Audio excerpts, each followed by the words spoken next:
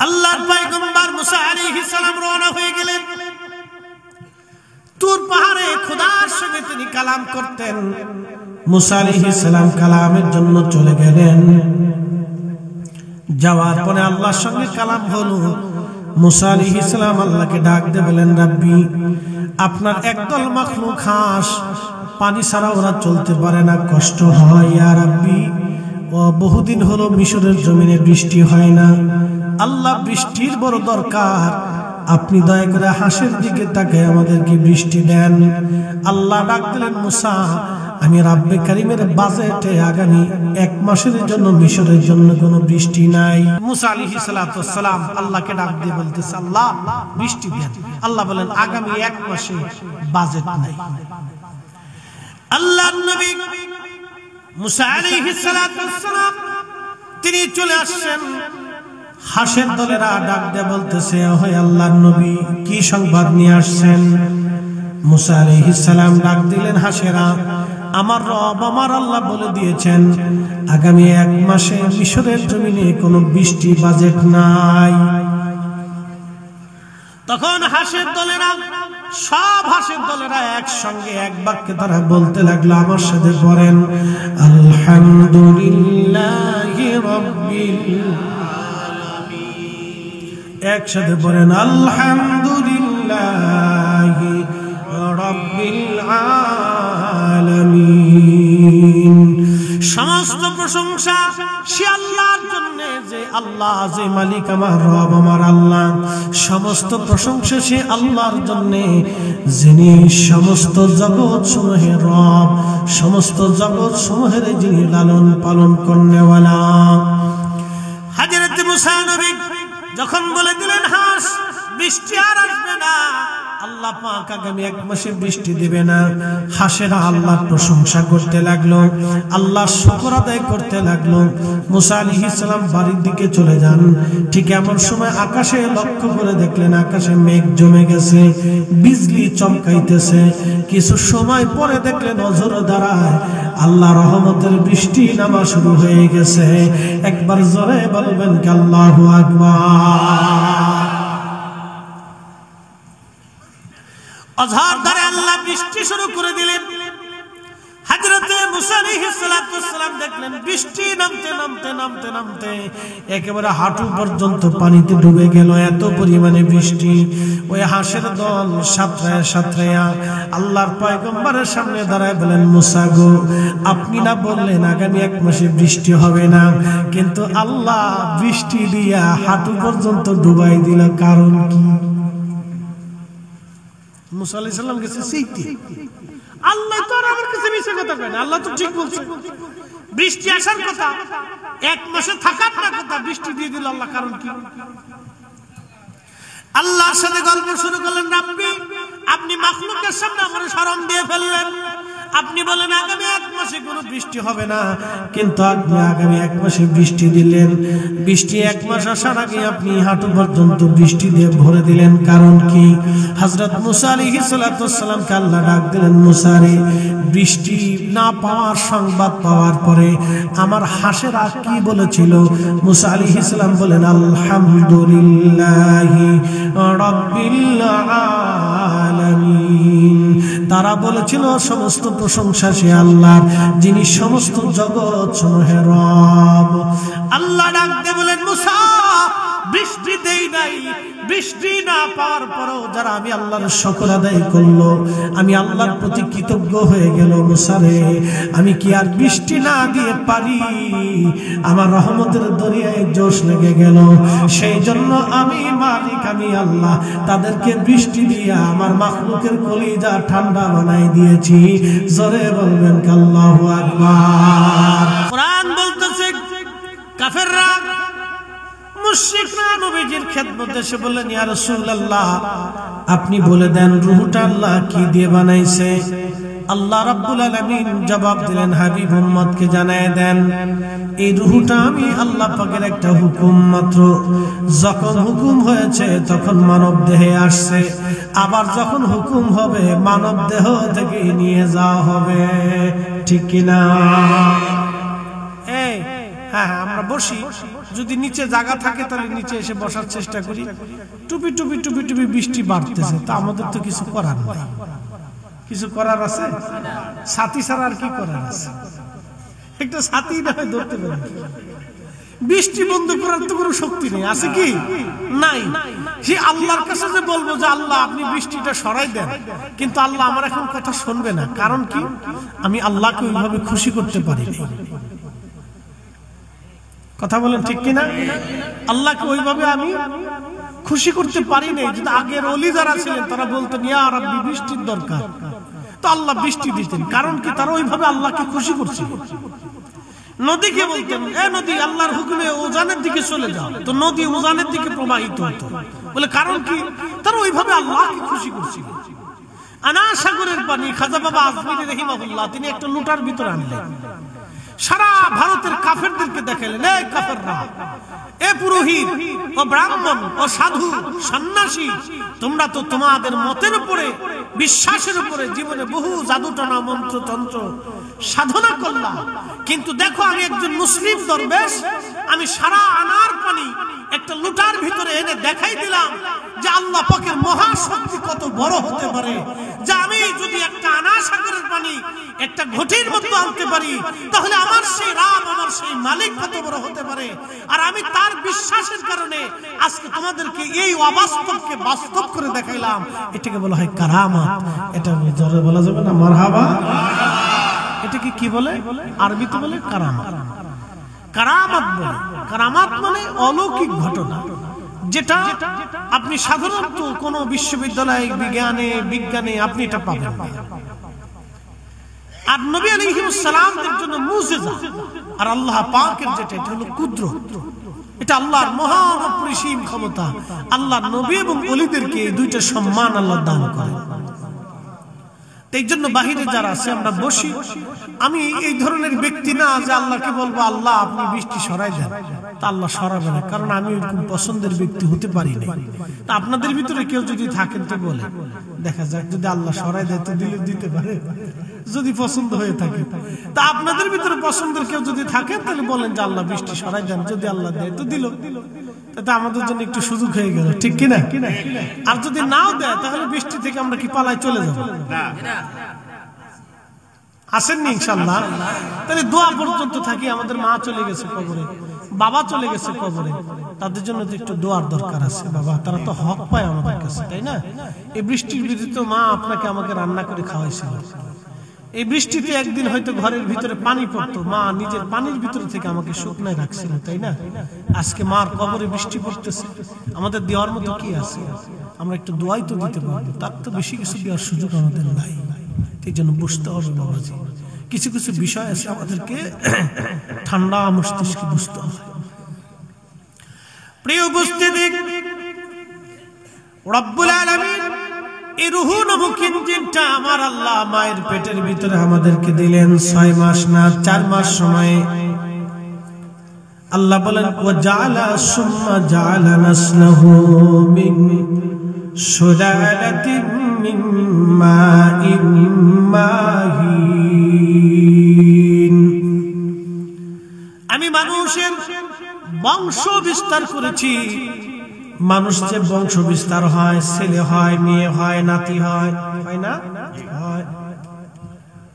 আপনার ছেলে হলো, ছোট্ট ছেলেটা ধীরে ধীরে বড় হলো, তার বিয়ে দিলেন, একটা নাতি হলো, ধীরে ধীরে সেও বড় হলো, আবার নাতি বিয়ে দিলেন, নাতির ঘরে আপনার পুতি হলো। এমনও ব্যক্তি আছে নাতির ঘরে পুতি দেখে তারপরে মারা গেছে, ঠিক কিনা? এরকম আছে। এই যে কোরআন বলতেছে সুম্মা জাআলা নাসলাহু মিন সুলালাতিন মিন মাইন মাহিন,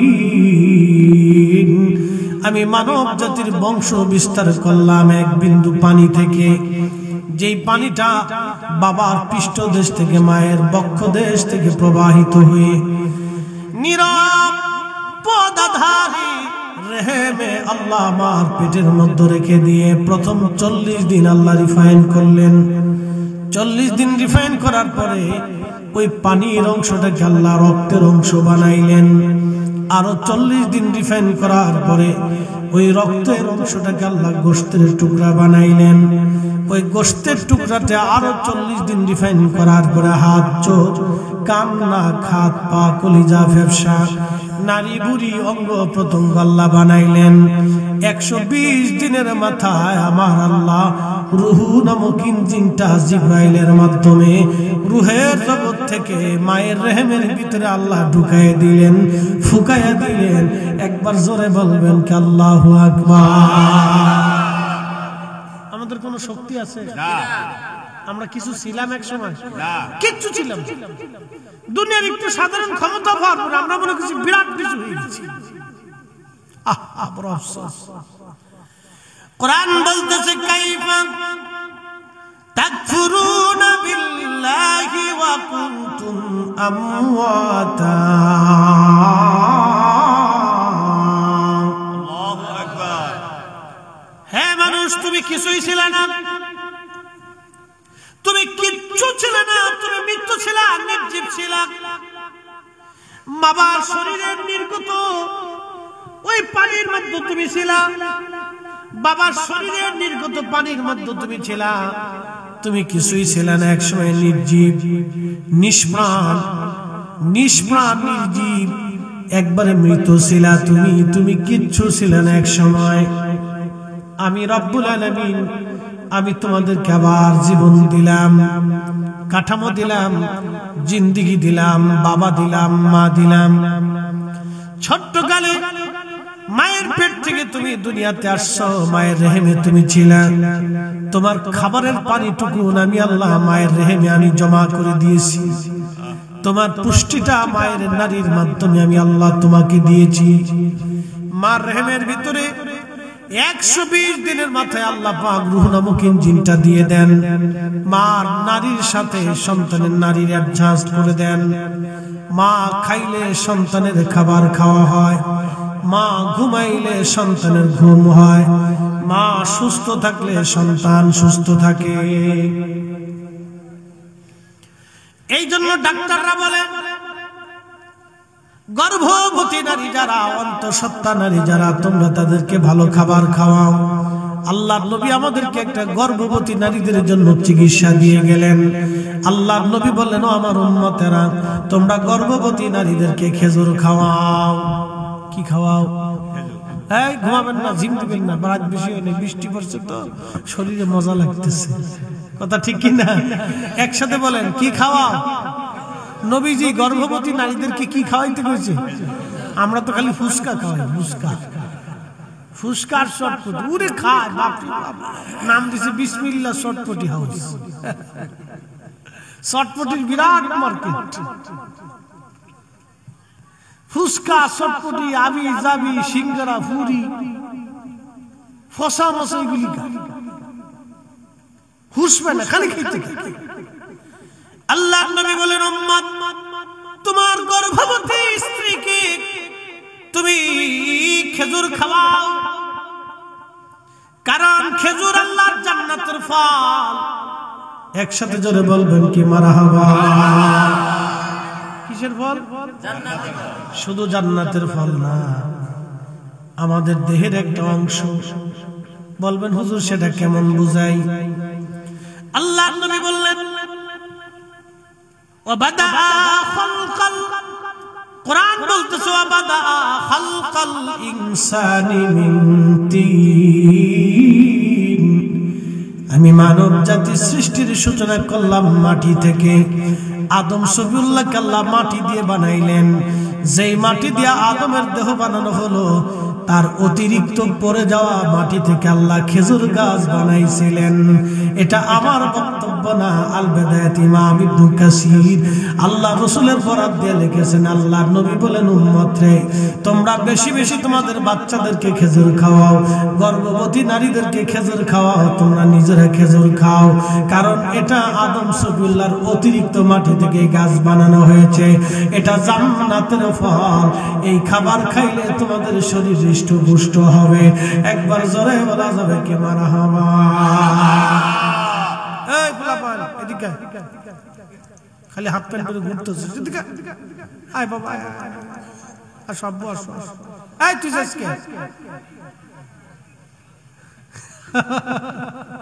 ওর রোয়াজ শোনার বয়সটা তো, যেটা খালি ঘুরে। আসো বাবু আসো, ভিতরে আসো, চলে আসো চলে আসো, বসো। তাহলে আল্লাহ রাসূল কি খাইতে বলছে? খেজুর। যেটা বলেন কি খাইতে বলছে? খেজুর। তাহলে আমরা আমাদের বাচ্চাদেরকে কি খাওয়াবো? না চিপস খাওয়াবো? বেশি করে চিপস খাওয়া না। খেজুরের দাম বেশি হলো, ওটা দামে যেমন কাজে তেমন, ঠিক কিনা? দামে যেমন কাজে তেমন। 10 প্যাকেট চিপস না খাওয়াই আপনি 10টা খেজুর খাওয়ান, 10 প্যাকেট চিপস খাওয়াইলে গ্যাসের রোগী হবে। কিন্তু 10টা খেজুর যদি বাচ্চারা খাওয়াইতে পারেন, ওই 10টাই কাজে লেগে যাবে, ঠিক কিনা? খেজুর খেজুর হুজুর, এই খালি ওয়াজ করলে তো হবে না, একটু মেডিসিনের দেওয়ার দরকার আছে। এটা আল্লাহ রাসূলের তরিকা, আল্লাহর নবী এটা খাইতে বলছেন। তাহলে বুঝতেছেন রাসূলের কথা মনে হয় মিথ্যা টিথ্যা আছে। হ্যাঁ, এই বুঝতে করতেছেন তো? পৃথিবীতে একজন ব্যক্তি জীবনে কোনোদিন হঠকারিতা, মিথ্যা, ধোঁকাবাজি, প্রতারণা, আইব, দোষ, ত্রুটি, খাতা, কোনো ভুল একজন ব্যক্তির নাই, একজন মানবের নাই। তিনি আমাদের নবী রাহমাতুল লিল আলামিন। কথা বলেন ঠিক না বেঠিক? জীবনে কোনো ভুল নাই, জীবনে তার জীবন নিয়ে কোনো সন্দেহ নাই। যারা করবে তাদের জন্য ভেজাল আছে। যে তসলিমা নাসরিন একটা মরে গেছে, আচ্ছা মরে যায় কি পাইছে কত, কি হইলটা কি? শেষ পর্যন্ত তো মরে যাওয়া লাগছে না, কি বলে? মরে যাওয়া লাগছে না? আল্লাহর কাছে চলে যাওয়া লাগছে না? তো কি নিয়ে গেল? দুইটা জিনিস নিতে পারে না, 1 নম্বর ঈমান, 2 নম্বর আমল। সে কি নিছে? জীবনে বিয়েও বসতে পারে না, কারণ পুরুষ মানুষ দেখতে পারতো না বলে বেডি। হেটাই কইতো যে বেডিরা যেমনে দাঁড়ায়, যেমনে পুরুষ মানুষ দাঁড়ায় পেশাব করে, বেডিরা ওইভাবে দাঁড়ায় পেশাব করে। এর কথা ছিল সমান অধিকার। আচ্ছা আল্লাহ কি আমাদেরকে সমান অধিকার দিছিল? না, আল্লাহ আমাদেরকে সমান সমান দেন নাই, আল্লাহ রাসূলও দেন নাই। সৃষ্টিগতভাবে পার্থক্য আছে, ঠিক কি না? এটা পার্থক্য সৃষ্টিগত। আমাদের কাজ বাইরে বাইরে, তাদের কাজ ঘরে ঘরে। নারী যদি বাইরে চলে আসে তাহলে বিপদ। এই জন্য আল্লাহ নারীদেরকে ঘরে ঘরে, পুরুষদেরকে বাইরে বাইরে। এটা সৃষ্টিগত। সৃষ্টিগতভাবে আল্লাহ রাব্বুল আলামিন এগুলি করছেন। তাসলিমা নাসরিন মরে গেল, নামটা ছিল তার মুসলমানের নাম, জন্ম হয়েছিল মুসলমানের ঘরে, মা ছিল একজন নামাজি। কিন্তু ভাগ্যক্রমে একটা কন্যা সন্তান আসলো, সে হয়ে গেল নাস্তিক। মরণের সময় সে কিছুই রাখতে পারল না, ইজ্জত না, দুনিয়াও না, আখিরাত পেল না, কোথাও কিছুই সে পেল না। চলে গেল আজ আল্লাহর কাছে। কিন্তু আল্লাহর কাছে তো আমাদের সবাই চলে যাব, আমরা কেউ থাকতে পারবো না। কারণ আল্লাহ মাটি দিয়ে আমাদেরকে বানাইলেন, আবার মাটির নিচে আল্লাহ আমাদেরকে নিয়ে চলে যাবেন। আমরা আর রূহগুলি আল্লাহর আদালতে, আল্লাহর দরবারে নিয়ে যাবেন। কারণ মাটির দেহ আর কিয়ামতের ময়দান, রূহ আল্লাহর দরবারের সামনে দাঁড়ায়া আল্লাহ রূহের হিসাব কিতাব টানতে থাকবে। তুমি কি করছো না করছো, আল্লাহ হিসাব টানবে। সিংড়ার মুসলমান, নাটোরের মুসলমান, খুব মনোযোগ দিয়ে কথাগুলি শুনবে না, কথাগুলি শুনে যাবে না। মানব দেহ আল্লাহ বানাইলেন, এই মানব দেহের ভিতরে আল্লাহ একটা ইঞ্জিন দিলেন, রূহ। মায়ের পেটের মধ্যে আল্লাহ পাক বড় করতে লাগলেন। এই মায়ের রহমের ভিতরে পানি যিনি দিলেন তিনি আল্লাহ, খাবার যিনি দিলেন তিনি আল্লাহ। এই জন্য ডাক্তাররা বলল গর্ভবতী নারীদেরকে ভালো ভালো খাবার খাওয়াইতে হয়, দুধ খাওয়াইতে হয়, ডিম খাওয়াইতে হয়, ভালো ভালো খাদ্য দিতে হয়। কারণ মা যদি পুষ্টিকর খাবার খায়, ছেলে মেয়ে বাচ্চা পেটের মধ্যে পুষ্টি হয়, ওটা মেধাবী হয়, ওটা পুষ্টি সম্মত বাচ্চা দুনিয়াতে আসে। এই জন্য গাইনি ডাক্তাররা বলে পুষ্টিকর খাবার নারীদেরকে খাওয়ান, গর্ভবতী নারীদেরকে পুষ্টিকর খাবার খাওয়ান। এখন আমার প্রশ্ন একটা রেখে যাব এখানে আজ, যদি নারীদেরকে, গর্ভবতী নারীদেরকে পুষ্টিকর খাবার খাওয়ানোর জন্য ওই বাচ্চার যদি পুষ্টি হয় তাহলে গর্ভবতী নারীরা বাচ্চা পেটে নিয়া টানা পানা রং বাহানা আর নাটক সিরিয়াল গান বাজনা দেখলে ওই বাচ্চাটাও টানা পানা গান বাজনা হয়ে যায়। কথা মনে হয় বুঝেন নাই, আবার বুঝাই, সবাই বুঝে নেই, আবার বুঝাই। মায়ের পেটে বাচ্চা, গাইনি ডাক্তাররা বলতেছে ভালো পুষ্টিকর খাবার খাওয়ান, এই আয়রন যুক্ত খাবার খাওয়ান, ভিটামিন যুক্ত খাবার খাওয়ান, শাকসবজি বেশি খাওয়ান, দুধ খাওয়ান, ডিম খাওয়ান, মাছ খাওয়ান, ফল ফ্রুট খাওয়ান, বেশি বেশি ভালো ভালো খাবার খাওয়ান, কারণ মার পুষ্টি হলে বাচ্চা পুষ্টি হয়। কথা তো সত্য, ডাক্তারের থিম অনুযায়ী, চিকিৎসা শাস্ত্র অনুযায়ী ঠিক। মা বাচ্চাকে পেটে নিয়ে নামাজ পড়লে ওই বাচ্চাটা নামাজের প্রতি রুজু হয়। মা বাচ্চা পেটে নিয়ে জিকির করলে বাচ্চাটা ওই জিকির করলে বলা হয়। মা বাচ্চা নিয়ে কোরআন পড়লে ওই বাচ্চাটা কোরআনের প্রতি মহব্বত বেড়ে যায়। মা বাচ্চা পেটে নিয়ে দুরূদ শরীফ পড়লে ওই বাচ্চা রাসূলের প্রতি মহব্বত বেড়ে যায়। কথা কোন ঠিক কিনা? এটা সূত্র বলে, আমি বলতেছি সূত্র বলতেছি। এগুলো আমাদের শিখতে হবে, আমাদের নারীদেরকে শিখাইতে হবে। এটা প্র্যাকটিক্যাল থিং, একবারে প্র্যাকটিক্যাল আপনাদেরকে বুঝাচ্ছি। মার রেহেমের ভিতরে আল্লাহ রাব্বুল আলামিন এই বাচ্চাটাকে ধীরে ধীরে ধীরে ধীরে বড় করেন। আহা, দেখবেন কত মা রাত্রিবেলা ঘুমাইতে পারে না, অনেক বড় যন্ত্রণা হয়, ব্যথা বেদনা করে, তারপরেও এই মা বাচ্চার জন্য, সন্তানের জন্য ধৈর্য ধরতে থাকে। একদিন না, 2 দিন না, সর্বনিম্ন 6 মাস, সর্বোচ্চ 10 মাস 10 দিন মায়ের রেহেমে আমার আল্লাহ মাকে কষ্ট দিতে থাকে এই বাচ্চাটাকে দুনিয়ায় আনার জন্য। সেটা পশু পাখি থেকে শুরু করে সর্বমহলে মানব দানব থেকে শুরু করে সবাই যারা বাচ্চা পেটে নেয় তাদেরই কষ্ট হয়, বিরাট বড় ব্যথা যন্ত্রণা সহ্য করে তারা এই বাচ্চাটাকে বড় করতে থাকে। এই জন্য কুরআন আল্লাহ বলেন, আনিশকুরলি ওয়ালি ওয়ালিদাইক, তোমরা আমি আল্লাহর শুকর আদায় করো, আমার পরে আমার তোমার বাবা মার প্রতি তোমরা কৃতজ্ঞ হও। পুটুর পুটুর বৃষ্টি বাড়তেছে, কি করার আছে বলেন? আলহামদুলিল্লাহ। না না, জোরে আলহামদুলিল্লাহ, আরো জোরে আলহামদুলিল্লাহ। শুকর আল্লাহ, শুকর আদায় করলে নিয়ামত বাড়ে না কমে? ওয়াজ এই পর্যন্ত রাখলাম, মার পেটে বাচ্চা, পরে আসতেছি অনেক তো ওয়াজ শোনাই দিয়েছে। মুসা আলাইহিস সালাতু ওয়াস সালাম তুর পাহাড়ে যাইতেছে, একদল হাঁস মুসা নবীর সামনে দাঁড়ায় বলতেছে, হুজুর আপনি তো আল্লাহর সাথে কালাম করতে যান, তো আপনি জানেন আমরা তো পানি ছাড়া বাঁচি না, পানির খুব দরকার, বহুদিন আল্লাহ বৃষ্টি বাদল দেয় না, আপনি যে আল্লাহর কাছে বলেন আল্লাহ যাতে বৃষ্টি দেয়। কারা কইছে? হাঁস। জোরে বলেন কারা? হাঁস কি আমরা বানাইছি? ডিমটা বুঝে আমরাই বানাই। হ্যাঁ, এই যে মাঝে মধ্যে ডিমের দাম বাড়ে, কারণটা কি? হঠাৎ করে ডিমের দাম বাড়ে, তার মানে সমস্ত হাঁস আর মুরগি স্টক করছে, ওরা হরতাল করছে যে আমরা ডিম দেবো না, তোরা ডিম পেড়ে খা, না কি বলে? হ্যাঁ, এই যে সিন্ডিকেটরা হঠাৎ করে মালগুলি ডিমগুলি স্টকের মধ্যে জমা করে দিয়ে হঠাৎ কৃত্রিম উপায়ে ডিমের দাম বাড়ায়। এটা আপনি ঠিক বললেও ঠিক, না ঠিক বললেও ঠিক, জায়গা মতো যা ধরেন, আমরা দায়িত্ব দেন, একবারে বাটাম চালান দিয়ে সব সোজা করে দেব। হ্যাঁ, দায়িত্ব দিয়ে দেন, আপনারা আলেমদেরকে দায়িত্ব দিয়ে দেন, দেখবেন যে আমরা একবারে 7 দিনে বাটাম চালান দিয়ে একবারে সব সোজা করে দিচ্ছি। এমন চালান দেবো যে বাপের জীবনে এরকম চালান কোনোদিন খাইছে না। ওরা বড় বড় ওই কি বলে স্টক হাউস আছে, এটার ভিতরে ডিম ঢুকাই দিয়ে এরপরে মানে কৃত্রিম ভাবে দাম বাড়াই দিয়ে দিল, বাস হয়ে গেল, দেশে ডিম নাই। মানে বুঝাইতেছে যে হাঁস মুরগি সব ডিম পাড়া বাদ দিয়ে দিচ্ছে। কি মনে হয় আপনাদের? ডিম পাড়া কি বন্ধ হয়েছে? কাল কালকে রাত্রে যেই মুরগা ডিম দিছে আজকে রাত্রে সেই মুরগা ডিম দিবে, হয়তো 19-20 হতে পারে, কিন্তু 15-20 হবে না, 10-20 হবে না, 19-20 হতে পারে। 100 মুরগার ভিতরে 2টা মুরগা ডিম কম দিতে পারে, কিন্তু 98টা মুরগা ডিম ঠিকই দিবে। তাহলে ডিমের দাম বাড়লো কেন? এই সমস্ত সিন্ডিকেট আলারা এরকম সিন্ডিকেট করে করে আমার দেশের গরিব মানুষ থেকে কোটি কোটি টাকা তারা হাতায় নিয়ে যায়।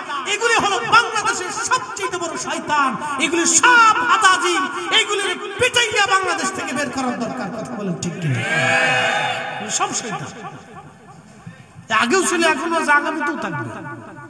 এগুলোর বাটাম চালান দিলে সব সুযোগ। এরা বাজারে কৃত্রিম সংকট তৈরি করে আমাদের কোটি কোটি মানুষকে এরা কষ্ট দেয়। প্রিয় উপস্থিতি,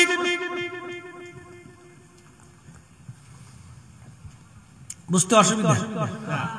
তাহলে একসাথে বলেন তো আল্লাহু আকবার। বাজারে যারা ডিম পাড়তেছেন তারা চলে আসেন, ডিম নিয়ে আসেন।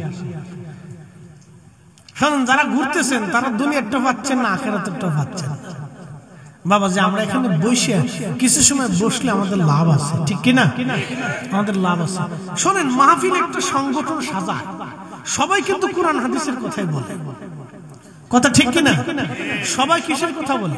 কোরআন হাদিসের কথা বলে। একটা সংগঠন, একটা দরবার, একটা এলাকা, একটা মসজিদ, কোন ব্যক্তি কেন্দ্রিক বা এলাকা ভিত্তিক প্রোগ্রাম সাজানো হয়, উলামা ইকরাম আসে, তারা কথা বলে। প্রোগ্রামে কিন্তু হাজী আব্দুল সামাদ ওয়াজ করতেছেন, ওয়াজ কিন্তু ফরিদি সাহেবই করতেছে। আর ফরিদি সাহেব জানে যে কোরআন হাদিস থেকে ওয়াজ করতে হবে, কোরআন হাদিসের বাইরে যাওয়ার কারো সুযোগ আমাদের নাই। কথা ঠিক কিনা? আচ্ছা বলেন, মসজিদে বসে কি গান গাওয়া যায়? বিড়ি বুড়ি খাওয়া যায়? দু একটা টান টুন দিয়ে বিসমিল্লাহ আউযুবিল্লাহ খাওয়া যায়? সুযোগ আছে না? তাহলে মসজিদে কি কাজ হয়? আল্লাহর জিকির হয়, নামাজ হয়, রোজা হয়, শরীয়তসম্মত। ঠিক মাহফিলেও এরকমই মনে হয় আমরা আয়েশা বিসমিল্লাহকে বিড়ি দুটো টান দেখলাম, যে আসেন আপনারাও খান আমরাও খাই, নাকি বলেন? সুযোগ আছে? এরকম কোন সিস্টেম আছে না? কোন সিস্টেম নেই। এখানেও কোরআন হাদিসের বাহিরে কিছু বলার সুযোগ কারোই নাই। সে যেই মতের হোক, যেই দলের আলেম হোক, সবারই একই বক্তব্য থাকবে, কোরআন এবং সুন্নাহ, এর বাহিরে যাওয়ার আর কোন রাস্তা নাই। এক বাক্যে শেষ। তো খুব মনোযোগ দিন। মুসা আলাইহিস সালাতু ওয়াস সালাম যাচ্ছে, তো হাঁসের দল এসে বলতেছে যে বৃষ্টি নাই, আমাদের খুব কষ্ট হয়, আপনি আল্লাহকে বলেন যে আল্লাহ আমাদের বৃষ্টি দিন। আল্লাহর পয়গম্বর মুসা আলাইহিস সালাম রওনা হয়ে গেলেন। তুর পাহাড়ে খোদার সঙ্গে তিনি কালাম করতেন। মুসা আলাইহিস সালাম কালামের জন্য চলে গেলেন। যাওয়ার পরে আল্লাহর সঙ্গে কালাম হলো। মুসা আলাইহিস সালাম আল্লাহকে ডাক দিয়ে বলেন, রাব্বি, আপনার একদল মাখলুক হাঁস, পানি ছাড়া ওরা চলতে পারে না, কষ্ট হয়। ইয়া রাব্বি, ও বহুদিন হলো মিশরের জমিনে বৃষ্টি হয় না, আল্লাহ বৃষ্টির বড় দরকার, আপনি দয়া করে হাঁসের দিকে তাকায় আমাদেরকে বৃষ্টি দেন। আল্লাহ ডাক দিলেন, মুসা, আমি রাব্বে কারিমের বাজেটে আগামী 1 মাসের জন্য মিশরের জন্য কোনো বৃষ্টি নাই। মুসা আলাইহিস সালাতু ওয়াস সালাম আল্লাহকে ডাক দিয়ে বলতেছে, আল্লাহ বৃষ্টি দেন। আল্লাহ বলেন, আগামী 1 মাসে বাজেট নাই। আল্লাহর নবী মুসা আলাইহিস সালাতু ওয়াস সালাম তিনি চলে আসছেন। হাঁসের দলেরা ডাক দিয়ে বলতেছে, হে আল্লাহর নবী, কি সংবাদ নিয়ে আসছেন? মুসা আলাইহিস সালাম ডাক দিলেন, হাঁসেরা, আমার রব আমার আল্লাহ বলে দিয়েছেন আগামী 1 মাসে মিশরের জমিনে কোনো বৃষ্টি বাজেট নাই। তখন হাঁসের দলেরা, সব হাঁসের দলেরা একসঙ্গে এক বাক্যে তারা বলতে লাগলো, আমার সাথে পড়েন, আলহামদুলিল্লাহি রাব্বিল আলামিন। একসাথে পড়েন, আলহামদুলিল্লাহি রাব্বিল আলামিন। সমস্ত প্রশংসা সে আল্লাহর জন্য, যে আল্লাহ, যে মালিক আমার রব আমার আল্লাহ।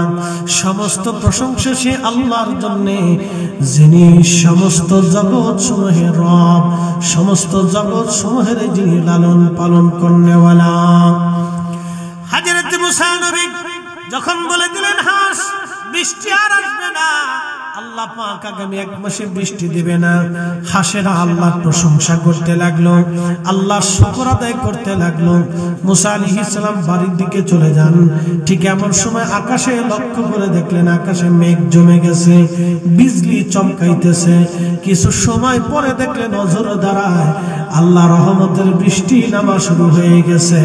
একবার জোরে বলবেন কি আল্লাহু আকবার। অঝর ধরে আল্লাহ বৃষ্টি শুরু করে দিলেন। হযরতে মুসা আলাইহিস সালাতু ওয়াসসালাম দেখলেন বৃষ্টি নামতে নামতে নামতে নামতে একেবারে হাঁটু পর্যন্ত পানিতে ডুবে গেল, এত পরিমাণে বৃষ্টি। ওই হাঁসের দল সাঁতরায়া সাঁতরায়া আল্লাহর পয়গম্বরের সামনে দাঁড়ায় বলেন, মুসা গো, আপনি না বললেন আগামী 1 মাসে বৃষ্টি হবে না, কিন্তু আল্লাহ বৃষ্টি দিয়া হাঁটু পর্যন্ত ডুবাই দিল, কারণ কি? মুসা আলাইহিস সালাম গেছে সেইতে, আল্লাহ তো আর আমার কাছে মিছে কথা কয় না, আল্লাহ তো ঠিক বলছে। বৃষ্টি আসার কথা, 1 মাসে থাকার না কথা, বৃষ্টি দিয়ে দিল আল্লাহ, কারণ কি? আল্লাহর সাথে গল্প শুরু করলেন, রাব্বি আপনি মাখলুকের সামনে আমার শরম দিয়ে ফেললেন। আপনি বলেন আগামী 1 মাসে কোনো বৃষ্টি হবে না, কিন্তু আপনি আগামী 1 মাসে বৃষ্টি দিলেন। বৃষ্টি 1 মাস আসার আগে আপনি হাঁটু পর্যন্ত বৃষ্টি দিয়ে ভরে দিলেন, কারণ কি? হযরত মুসা আলাইহিস সালাতু ওয়াসসালামকে আল্লাহ ডাক দিলেন, মুসা রে, বৃষ্টি না পাওয়ার সংবাদ পাওয়ার পরে আমার হাঁসেরা কি বলেছিল? মুসা আলাইহিস সালাম বলেন, আলহামদুলিল্লাহি রাব্বিল আলামিন। তারা বলেছিল সমস্ত প্রশংসা সে আল্লাহর, যিনি সমস্ত জগৎ সমূহের রব। আল্লাহ ডাকতে বলেন, মুসা বৃষ্টি দেই নাই, বৃষ্টি না পাওয়ার পরেও যারা আমি আল্লাহর শুকর আদায় করলো, আমি আল্লাহর প্রতি কৃতজ্ঞ হয়ে গেল, মুসা রে, আমি কি আর বৃষ্টি না দিয়ে পারি? আমার রহমতের দরিয়ায় জোশ লেগে গেল, সেই জন্য আমি মালিক, আমি আল্লাহ তাদেরকে বৃষ্টি দিয়ে আমার মাখলুকের কলিজা ঠান্ডা বানাই দিয়েছি। জোরে বলবেন আল্লাহু আকবার। আল্লাহু আকবার।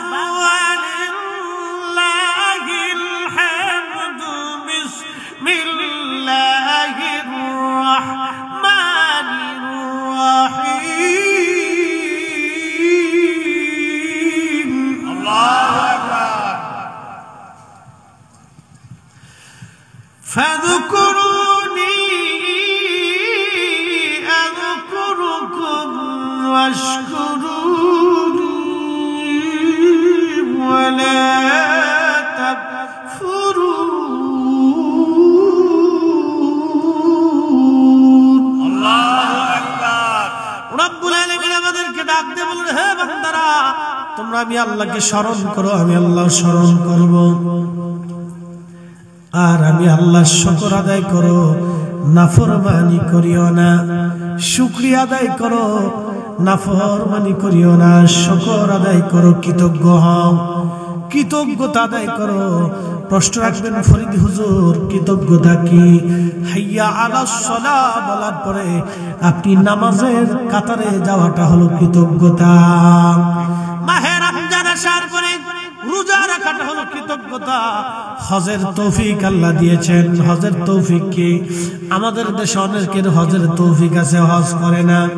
হজের তৌফিক হলো মক্কা মদিনায় যাওয়া আসার খরচ, এবং যতদিন মক্কা মদিনাতে থাকবেন তত সময় আপনার ফ্যামিলির খরচ দিনাদায়িক মুক্ত রেখে, ঋণ মুক্ত রেখে হজে যাওয়া আসার খরচা, এবং ওই সময় পর্যন্ত আপনার ফ্যামিলির খরচা, এটা দিয়ে যদি আপনি দেখেন আপনার হজ করার সামর্থ্য আছে, তাহলে প্রত্যেক মুসলমানের জন্য হজ করা ফরজ।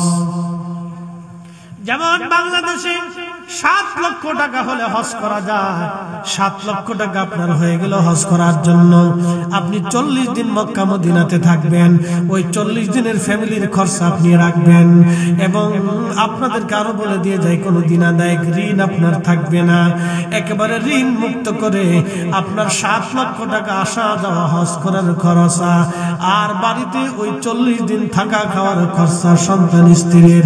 যদি এইরকম অর্থ আপনার থাকে, হজ হজ করা ফরজ। এই সিস্টেমে দেখা গেলে আমার দেশের বহু মানুষের হজ ফরজ হয়ে গেছে, হজ করে না। কার কয়দিন পরে যায়, কয়দিন পরে যায়, কয়দিন পরে যায়, পরে বুড়া খেলে যাইয়া আরাফাতের ময়দানে খালি কুতে। হ্যাঁ আমি নিজে দেখছি তো, জমারাতে যায় শয়তানটা ফাতর মারতে পারে না, আমারটা বেজে দিয়ে 100 রিয়াল দিবানি বেজে দিয়ে শয়তানে হাসে, আর তো হজ করতে ইচ্ছুক। কি কথা কর না কা উচিত কোথায় মা হইবে হজ করতে ইচ্ছুক কুতে খালি কুতে। এই জন্য যৌবনে হজ করতে হয়, সামর্থ্য আসার সাথে হজ করতে হয়। একসাথে বলবেন না মারহাবা। সামর্থ্য আসার সাথে কি করতে হয়? হজ করতে হয়। সামর্থ্য আসার সাথে হজ করতে হয়। সামর্থ্য হয়ে গেছে হজে চলে যাবে, হজ আদায় করে আসবে। চলবে না বন্ধ করে দিন? হ্যাঁ বৃষ্টি পড়তেছে, চলবে? তাহলে একসাথে বলেন তো আল্লাহু আকবার। না আল্লাহ আমারও দিতেছে, আমার কোষের ভিতরে দিতেছে। আল্লাহ আল্লাহ আমার কোষের ভিতরে দিতেছে, দিক আল্লাহ দিয়ে যদি খুশিতে তার পাই। হ্যাঁ সাথী লাগবে, দর সাথী। আজকে সাথী ধরে ওয়াজ করুন, একসাথে বলেন নারে তাকবীর। হ্যাঁ চলে আসেন, সবাই চলে আসেন, সাথী ধরে ওয়াজ করুন। নাটোরে ব্রেক ফেলে যায়, অসুবিধা নেই। রাজশাহীতে করে ওয়াজ করছিলাম গত বছর, আর সর্বনাশ। আল্লাহ ও ছিলেন আপনারা না? মাশাআল্লাহ মাশাআল্লাহ। রাজশাহীতে বৃষ্টি, ওই দিন দেখা গেছে। শোনেন আপনাদেরকে একটা আজকে কথা বলি, আমাদের জীবনের আমলে তো আমাদের দুর্বল আছে, আছে না ভাই? আমলে আমাদের কি আছে? দুর্বলতা আছে। কিন্তু একটা মনে রাখবেন যে কোন সময়ের ইবাদতটা একই দৃঢ় বিশ্বাসটা আল্লাহ কবুল করবে আমাদের কারো জানা নাই। এই জন্য যা করবেন ইখলাসের সাথে, দৃঢ়তার সাথে। এই যে শোনেন, এই যে মিলাদ নিয়ে আমরা বেহুদা একটা ঝগড়া করি। আমরা যখন ইয়া নবী সালাম আলাইকে বলে দাঁড়াই, তখন আমরা দৃঢ়তার সাথে রাসূলের সম্মানে নবীকে সালাম দিই। কথা কর না কেন, ঠিক কি না? অনেক ভাইদের দৃষ্টিতে এটা বেদাত হতে পারে, এটা তার দৃষ্টিভঙ্গি, ওটা আমার কিছু করার নাই, ওটা আমার কিছু করার নাই। তার দৃষ্টিতে, আমার ওই ভাইয়ের দৃষ্টিতে এটা বেদাত হতে পারে। কিন্তু আমি যে দাঁড়াইছি কার সম্মানে? আল্লাহ রাসূলের সম্মানে। আমি যে সালাম দিছি কাকে দিছি? আল্লাহর নবীকে দিয়েছি। ওটা ইখলাসের সাথে দিয়েছি, ইয়াকিনের সাথে দিয়েছি, দৃঢ় বিশ্বাসের সাথে দিয়েছি। কথা বলেন ঠিক না বেঠিক? আমল যদি ছোট হোক, কিন্তু এটার ভিতরে যদি ইয়াকিন থাকে, নিয়ত পরিশুদ্ধ থাকে, তাহলে এটা বরকত। আল্লাহ আমাদেরকে বুঝার তৌফিক দিক, বলে না আমিন। একটু দরুদ শরীফ পড়ি। আল্লাহুম্মা সাল্লি আলা মাওলানা মুহাম্মাদ ওয়া আলা আলি সাইয়্যিদিনা।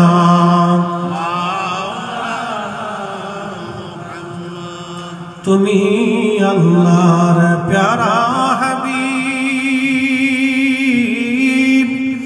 তোমার তুলনা নাই কেউ আর, তোমার তো আকাশ ভ্রমণ